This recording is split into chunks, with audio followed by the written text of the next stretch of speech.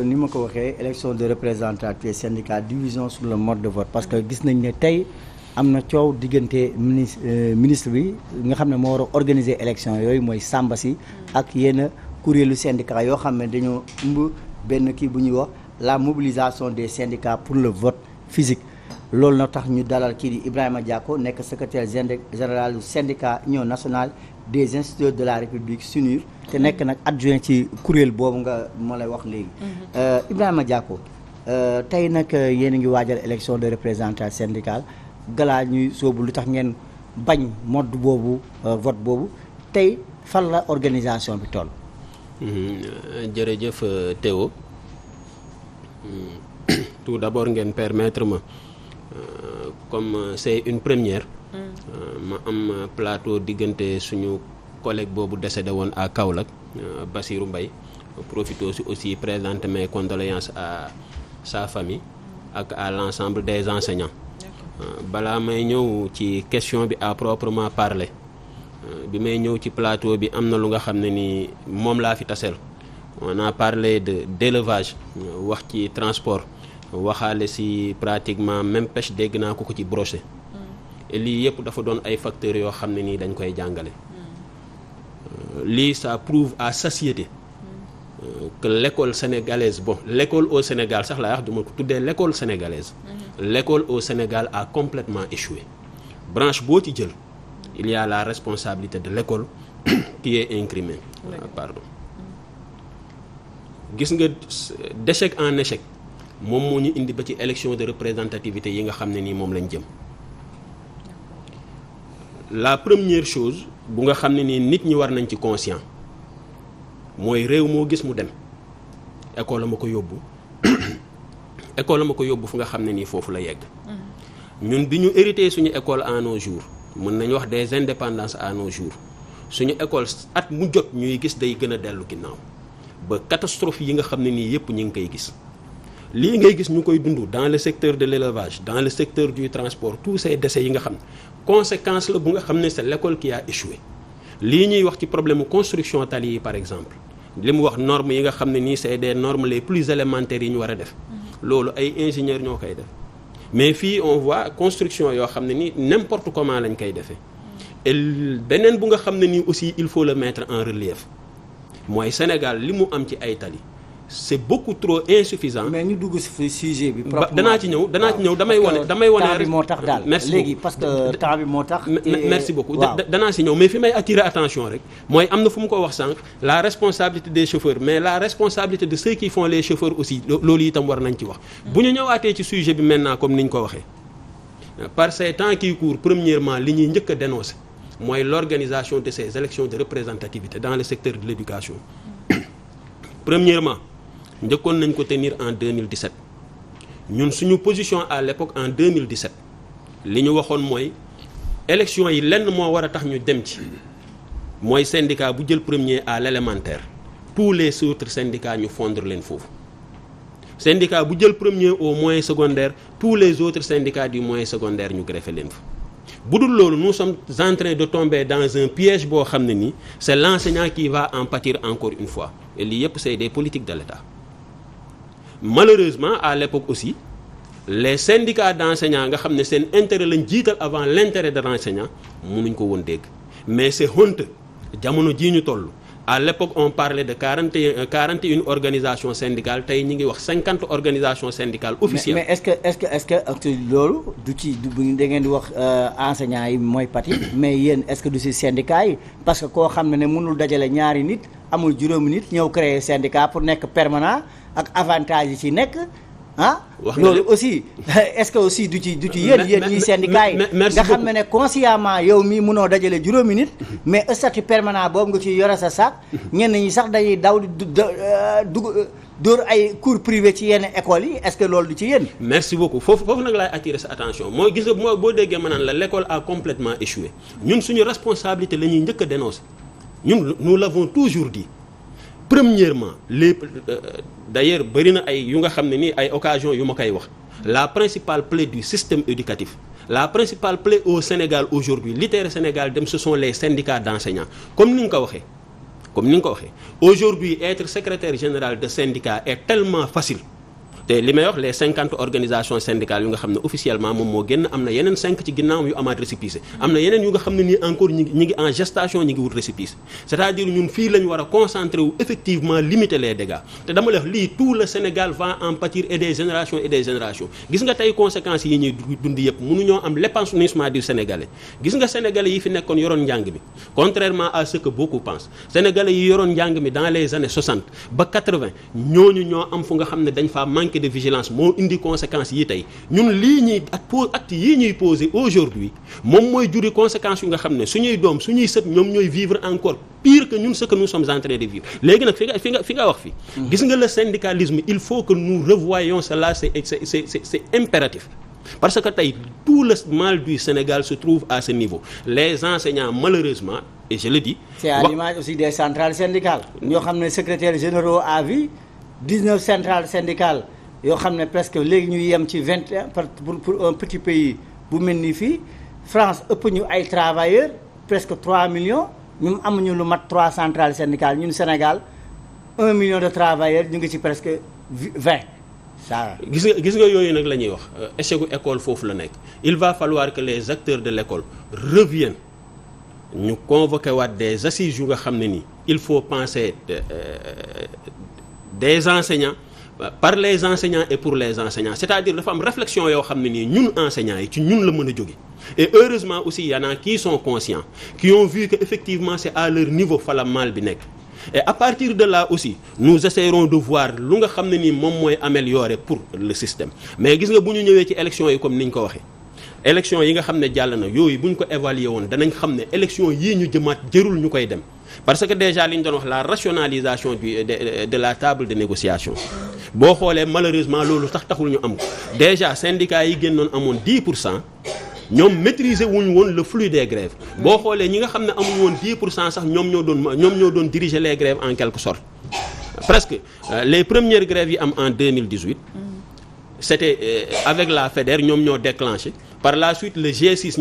G7 ñëw rejoindre leen 2020 aussi la même chose le G20 ñoom ñoo njëkk a déclenché et cetera pour vous dire que l'objet mais actuellement l'état des lieux est-ce que yëf yem na jox nañ leen la situation on vous a fait le point par rapport non malheureusement là aussi il y a abus total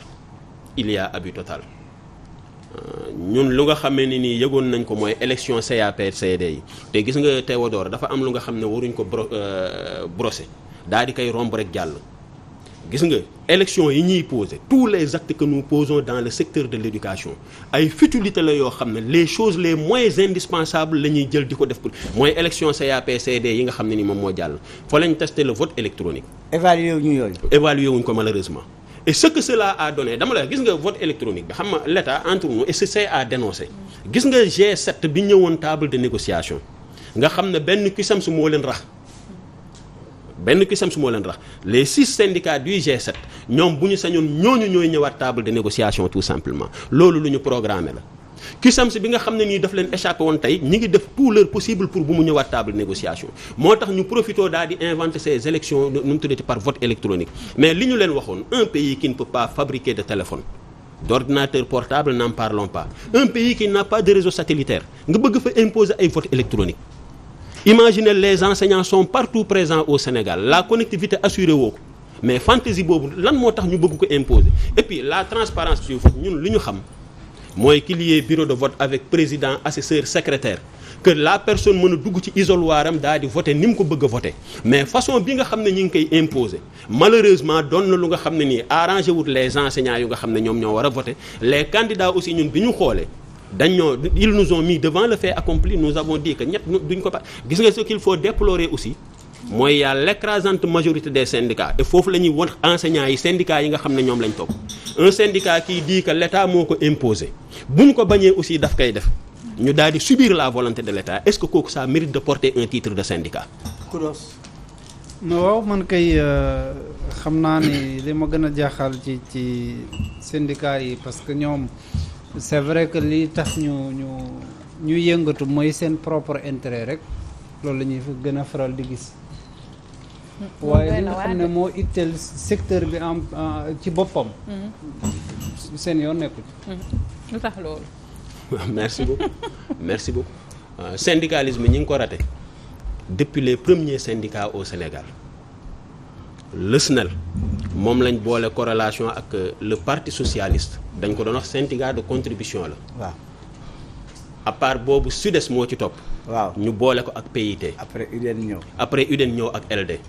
boo leen seetluwaan le doyen Mamadou Diop Castro avec son fameux yëngu-yëngal la plupart du temps bu amee rek xamal génn nañ ñi ngi nekkatuñ au pouvoir. mais nag Madia Diop loo ko munti waxal si syndicat bu muy wax participation responsable bu waree dem grève générale dana dem grève générale amoon na ay ministre gouvernement waaye yéen tey yéen seen njiit yi dañoo ne cundul grand yi kenn xàmmel ci loon dañoo ne cundul kenn du leen dégg ci dara pacte de stabilité bu ñu demee premier mai sax fële pale ñu leen di siège naan leen non bu fi kenn wax def naa jox naa leen lépp ñuy dem ay Genève di xuloo ci ay ambassade man daal tey damaa ruus wax leen ci wax jooju nag. non wax leen ci wax jooju mooy li non loolu nag moom mooy gis nga tout ça gis nga ñun enseignant bu ñu conscient wul ñun ñooy responsable ñu couper le mal à la source gis nga dañ koy wax très souvent ñun nous croyons que l'évaluation se limite tout simplement entre les quatre murs tey le meilleur enseignant mi ngi jàpp ne bu defee résultat CFE 80% jëm 100% il se croit et cetera la même chose au brevet et au bac gis nga tey dinaa la wax benn mbir du chef de l'État jusqu'au dernier élève inscrit au CI ñun ñëpp nag tous les Sénégalais constituent de la main d'œuvre pour la France bi nga xam ne nii moom moo coloniser le Sénégal fii képp ku fi yeewu di liggéey France ngay liggéeyal suñu école aussi pour former des gens qui sachent lire et écrire au profit et cetera mais ba léegi suñu enseignement la socialisation de l'enseignement sa rentabilisation et sa sécurisation malheureusement ba léegi xalaatuñ jëm foofu et loolu nag gis nga li ñu koy may mooy ñu am un syndicat fort ñu delluwaat à la source gis nga seul le syndicat fort est un intrant pédagogique gis nga le syndicat fort dans le secteur de l'éducation bu ñu ko amee moom moo ñuy permettre ñu mën a contrôler lépp li des. syndicat buy laaj nga wax de te pourtant am na imam ndeysaan yàlla na ko yàlla yërëm fële ca département Bignona village bu Mangoulé ndeysaan Ibrahima Manga doon jéem jàpp dugg ci école pour investir pour mën a dindi abri provisoire far nag daanu su ko mu ñàkk bakkanam yàlla na ko yàlla yërëm dégguñu seen syndicat yi nekk ci département bi Bignona de kenn dégguñu kenn Ziguinchor dégguñu ci kenn ñoom ñëpp ngi noppi waaye ba njafaat amee te pourtant kii mu ngi doon bay waaram pour jàng bi kenn déggu leen yéen da ngeen ne cundut waaye njafaat bi dafa xew rek ngeen yéen ñëpp ngeen kii waaye kii moom waxu leen yàbbiwu leen dara. gis nga moom laa lay wax gis nga même njafat bi sax fantaisie lañ ko def commencé nañ ko fàtt gis nga mi ngi commencé ci oustaz bi c'est strictement privé aussi hein. gis nga dinaa la wax les agressions yu nga xam ne nii les enseignants en sont victimes dama lay wax loolu yëpp échec gu école la encore une fois échec gu syndicalisme la encore une fois bu ñu ñemee xippi xool enseignant ay jamono melul woon nii muy dellu ginnaaw ba ñuy xalaat dóor enseignant parents d'élèves di ko dóor wala élève am di ko dóor loolu le syndicalisme war na revoir at son comportement gis nga Théodore ce que les gens ne parviennent pas et puis lii man je crois que nous n'avons pas besoin d'être intelligents pour le voir gis nga l'école a échoué l'école aussi li nga xam ne nii mooy le principal protecteur mooy le syndicat qui prétend défendre les intérêts matériels et moraux de ses travailleurs. Parce que ce syndicat là bu échoué. malheureusement amul leneen luy mën a. parce que yéen Théo on a l'impression que yéen ñi nga xamante ni vous prétendez peut-être défendre intérêt ñi nga xamante ni ñoo di jàngalekat yi sax yéen déjà ci seen bi dafa am féewaloo boo xam ne nemmeeku nañ ko ci gis nañ seen élection de représentativité ñuy wax waxu vote électronique et autres jamono ji coow bu bëri daal di ciy juddu. moom laa lay wax boo gisee échec gu syndicalisme. li ñu leen waxoon en 2017 rek jeesee devant le président Mamadou Diop Castro moo doon présider séance boobu jour boobu bi parole bi yegsee ci man. dama ne leen ngeen baal ma je vais ouvrir par un propos injurieux ce que les wolof disent borom kër bu ñuy dab di ñand. ñun secrétaires généraux de syndicat loolu moo ñu dal. bu ñu toogee aujourd'hui ba on nous corrige on nous règle on nous organise à travers ces élections de représentativité honte à nous te dama la gàcce la ba léegi li ma wax Radisson Blu aussi le 29 décembre bi ma jëlee parole j'étais le dernier orateur bi ma jëlee parole loolu laa leen fàtt dama ne leen tout le mal du Sénégal se trouve parmi nous cette pléthore de secrétaires généraux de syndicats que nous constituons suñu mënut a am le sursaut patriotique qu'il faut défendre les intérêts matériels et moraux des enseignants tout simplement nous n'avons pas besoin d'une 50aine d'organisations syndicales aujourd'hui romb na ko tey képp ku nga xam ne tu portes le titre de secrétaire général de syndicat war ngaa am gàcc parce que des enseignants qui viennent nu mu tuddati de naître tout simplement defaguñ 10 ans de carrière ñoom ñooy créer syndicat foo tourner syndicat di juddu mais nga war a remettre en cause mais man lii may def li est-ce que ça mais li ma doon ñëw sànq ngeen dagg ma gis nga évolution syndicalisme fa mu commencé comme ni ñu ko waxee c'est-à-dire ba ñuy ñëw défendre l'école défendre l'enseignant directement taxu leen woon a jóg y avait des soubassements politiques gis nga nag léegi ñun c'est ce que conscience boobu lañ am il va falloir que ñu purifier le syndicat gis nga ñun suñu récépissé syndicat bi ñu koy wut effectivement loolu rek moo ñu wàcce ci syndicalisme dénoncer la pléthore de syndicats ci récépissé bi on a bien mis assainir le paysage syndical bu ñu ñëwee ci au vote maintenant bu ñu ñëwee ci au vote comme ni ñu ko waxee lan ngeen di proposer ñun li ñuy proposer mooy li ñu defoon en 2017 bi ñu évaluer vote bi lan la ñuy reprocher le vote physique au point que cette fois-ci ñu bëgg ñu proposer cette fantaisie de vote électronique tous les enseignants n'ont pas de connexion. Oui. Tous les enseignants n'ont pas de téléphone Android. Tous les enseignants ne se trouvent pas dans des zones qui sont couvertes par la connectivité, etc. Mais loolu nan nga mën a xëyee rek daal leen di imposer ce vote électronique problème bi dama lay wax. mais vote tu ne peux pas faire voter enseignants yëpp ñi bëgg a voter kay ñoom ñooy mën a voter même sunu fal président de la République boo xoolee taux de participation bi. mun a wax ne askan wi yëpp munoo leen ci. en tout cas mais fi ñuy attirer attention mooy ñu jox chance ñëpp li nga wax nag ku bëggut xam ne bëggut mais ki bëgg a voter daal di dugg ci lien dem ba malheureusement mënuñ ko identifier parce que y a des secrétaires généraux de syndicats qui ont voulu voter mais mënuñu lien bi mënu leen a identifier ba voter wu mais ku nga xam ne nii nag bëgg naa voter ñu bëgg ko xañ parce que vote électronique foofu la ñuy waxee. Non, c'est juste qu'il y a un monsieur qui s'appelle donc Ibrahima Sall, qui est le secrétaire général du donc SYDELS. SYDELS, SYDELS. Nee na l'État du Sénégal a révolutionné le système financier éducatif. Il reste à améliorer le système pédagogique et à le réadapter à nos valeurs et mœurs. Est-ce que c'est vrai? waaw comme ni mu ko waxee réajuster le système financier. ba léegi ba léegi ci salaire yi lay wax. et ba léegi dama lay wax salaire yi de. à réajuster le système financier. Oui, d'abord. Non, dafa ne l'État du Sénégal a révolutionné le système financier éducatif. Nee na État du Sénégal révolutionné na le système financier éducatif. mu teg ci mu ne. Il reste à améliorer le système pédagogique. Améliorer le système pédagogique et à le réadapter à nos valeurs et mœurs. moo tax ma xalaatoon lii am na solo trop pour nga xam lan nga ci xalaat. SYDELS la nekk ah. SYDELS originel la yow. Voilà. Comme ni nga ko waxee Ibrahima Sall comme ni nga ko waxee révolutionner le système financier. comprendre ma véritablement lu mu bëgg a wax foofu. mais xam naa y a eu des augmentations sensibles récemment mais ba léegi aussi le salaire de l'enseignant n'a pas encore atteint son niveau normal. non système pédagogique la wax. waaw système pédagogique bi danaa ci ñëw. système pédagogique mais waxul ni dañuy révolutionner système financier bi. système pédagogique rek la wax. waaw système pédagogique bi nga xam ne war nañ ko révolutionner li muy wax aussi. il faudrait que cela parte des enseignants. D'accord. man dama lay wax les temps où je tenais une classe. su may jàngale la traite négrière je suis complètement retourné. et on serait dans un pays où ñi fi nekk yaakaar ne am nañ xam-xam problème bi Sénégal njàng am na fi diplôme am na fi mais xam-xam amu fi. D'accord. mais la traite négrière. doonuñ ko woon boole ci suñu programme jàng. cela ne fait que renforcer le complexe d'infériorité bi ñu am vis-à-vis du blanc. En tout cas les problèmes sont énormes. ñu lay